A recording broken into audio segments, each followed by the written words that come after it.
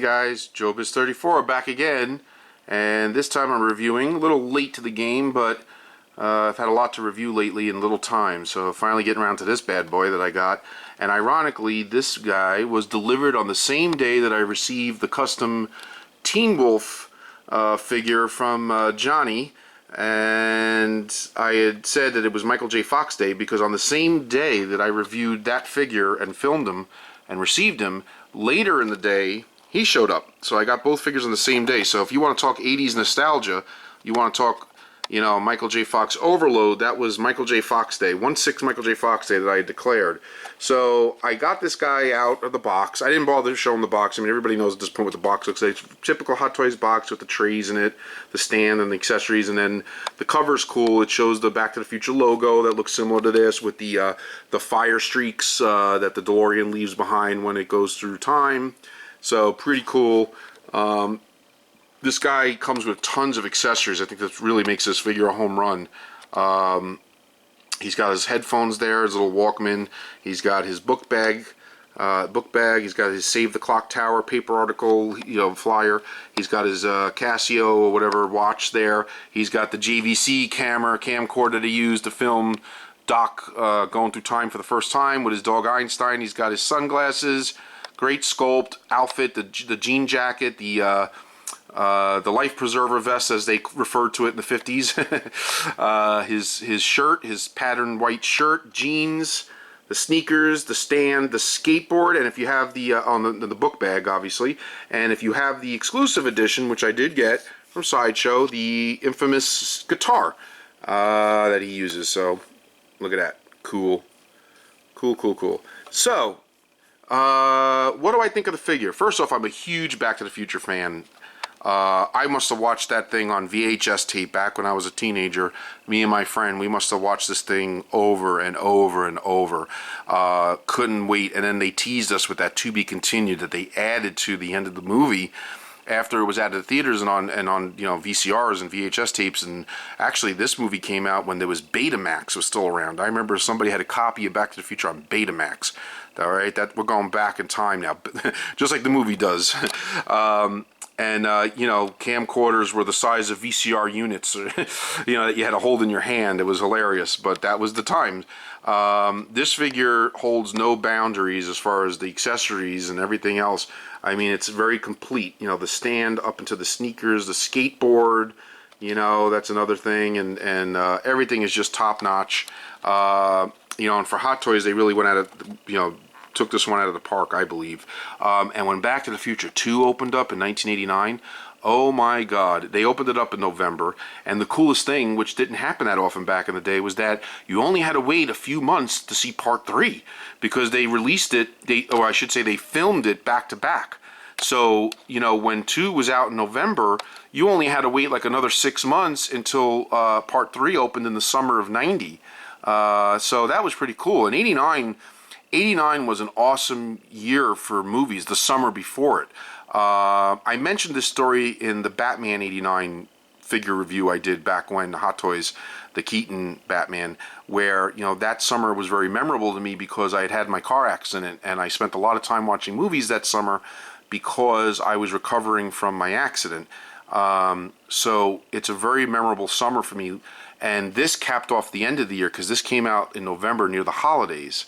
You know, you had Batman, you know, you had Ghostbusters 2, you had Indiana Jones and the Last Crusade, you know, you had Jason, I believe that's when Jason Takes Manhattan came out, you know, some of the horror sequels that came out that year, and then you had Back to the Future 2. It really, you know, from like that spring on to the end of 89, it really was the time of sequels. There were so many movies out, so many sequels, and then of course some new ones like Batman, which was original, but it was a really great summer for movies. It always sticks out in my mind.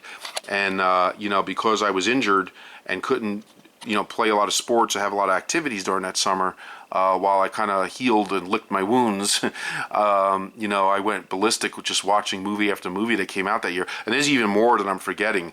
There was all kinds of great summer and fall movies that came out that year. And that was the year I graduated, so it's a very touching time for me. And this represents the 80s like no other. 85, you know, from 85 to 90, the Back to the Future franchise basically dominated the cult classic market, you know, and the sci-fi market, and everybody was just nuts for it. And Michael J. Fox, and it's sad that he, you know, he's in the shape that he's in now. But you know, that it is what it is. You know, he had Family Ties, he had this, he had Teen Wolf, you know, which I mentioned in the Teen Wolf video, and you know, and these movies. So he came out later with Doc Hollywood and other stuff that just really, you know, really he had a nice career going, and it's a shame. It's a shame that it had to kind of end or cut short for the most part for a while because of his illness. But he's still with us, and he's, you know, he's happy. He's got a beautiful wife by his side and family, and that's all that matters, man. You know, love, family, and wealth. You know, and at least he has that. So, you know, what I did here with the pose is I tried to basically pose it to mimic several iconic moments in the film. I couldn't decide which one I wanted, so I did a few different variations to kind of capture everything about the movie, and I wanted to utilize or try to utilize every accessory possible that I could on him to display. So minus the guitar, which, I mean, technically I probably could eventually work in there somehow. I pretty much got everything used. So the sunglasses and the tilt of his head pretty much mimics the scene when he's looking at his watch, getting out of the DeLorean. The camera, obviously holding the camera in the hand, is mimicking the scene when he's like kind of shocked, and he's filming this time machine out of a, as he would say, a DeLorean. And you know, so that mimics that scene. You know, he's got his watch there, and then, you know, him holding the book bag and the skateboard kind of symbolizes the scenes where he's riding, you know, the beginning of the movie with his girlfriend, and the guy gives him the Save the Clock Tower flyer, and there's the Save the Clock Tower flyer sticking out of his bag there. So, you know, and I just, like I said, I just kind of want, and then he's got his headphones on, okay, and his Walkman. So I wanted to try to, like I said, merge.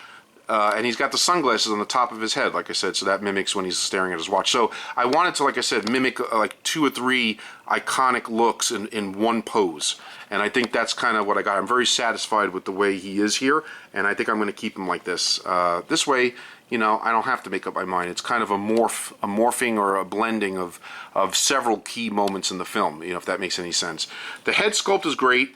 I do think that, you know, if I had to say anything negative, I would say that sometimes, depending on the lighting or the angle that you look at the head sculpt, sometimes it kind of loses the Michael J. Fox look a little bit and becomes a bit generic.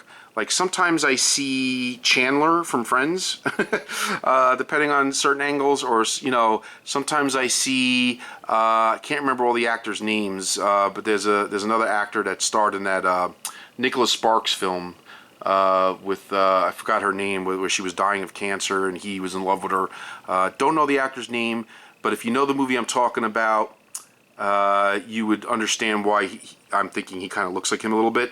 If I can remember, or I'll get the title, I'm going to subtitle it. I'm going to show it in text in this video right now. So if you guys look at that actor, you'll know what I mean.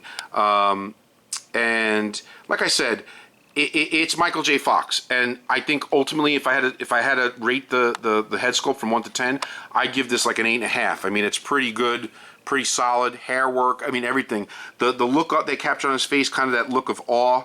You know, the way he looks when he realizes, holy crap, I'm in 1955, or when he's staring at Doc's time machine and he can't believe what he's seeing. They kind of captured that look of wonder pretty nice. And again, you know, in the right angle, right lighting, you know, it's all Michael J. Fox. So I'm just nitpicking a little bit and you know, just giving my evaluation. But, you know, ultimately I'm very happy with the sculpt. I think, to me personally, and I hope this doesn't offend anybody out there, because I know there's been custom sculpts, but to me this is the best Michael J. Fox sculpt to date. As far as the most accurate in my eyes. That's my opinion. Other people may differ, you know, and I get it. But, you know, I think overall they pretty much nailed it, you know, for the most part. So that's my review.